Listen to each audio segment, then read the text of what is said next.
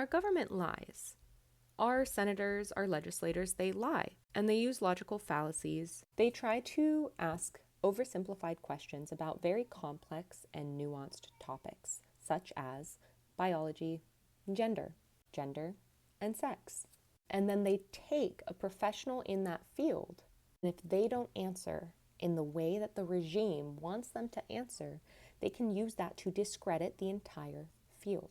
There was a hearing this week on the abortion medication mifepristone because they are trying to overturn any access to this medication. And rather than asking about the medication, they took a professional OBGYN's time to ask them 11 different times about the topic of transgenderism. Senator Josh Hawley of Missouri specifically spent all of his allotted time reiterating disinformation about transgender people. And in his line of questioning, he continued to interrupt the OBGYN as she was explaining this complex and nuanced topic. This is called the black or white fallacy, where you ask a question and it poses two answers, leaving no space for nuance or complexity. Transgender people exist.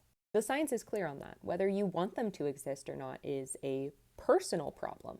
But they exist, and they receive healthcare from OBGYNs, from family medicine practitioners, and transgender men can and do get pregnant. But this is all connected. A woman's right to bodily autonomy, a pregnant patient's right to end a pregnancy if they want to or not, and our concepts of womanhood and gender expression in the United States. It's all connected, and it all is rooted from misogyny and a desire to control women's bodies. You should be worried about living in a country where they bring our top-notch scientists, doctors, and experts into Congress to try and rewrite scientific consensus and pass it off as truth.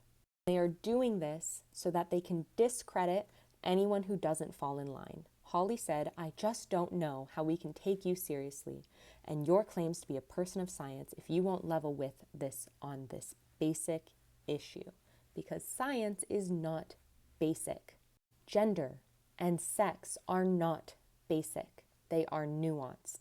I stand with Dr. Verma as she condemned the use of polarizing language. Transgender people exist, and transgender people, as well as cisgender people, deserve access to all aspects of reproductive health care.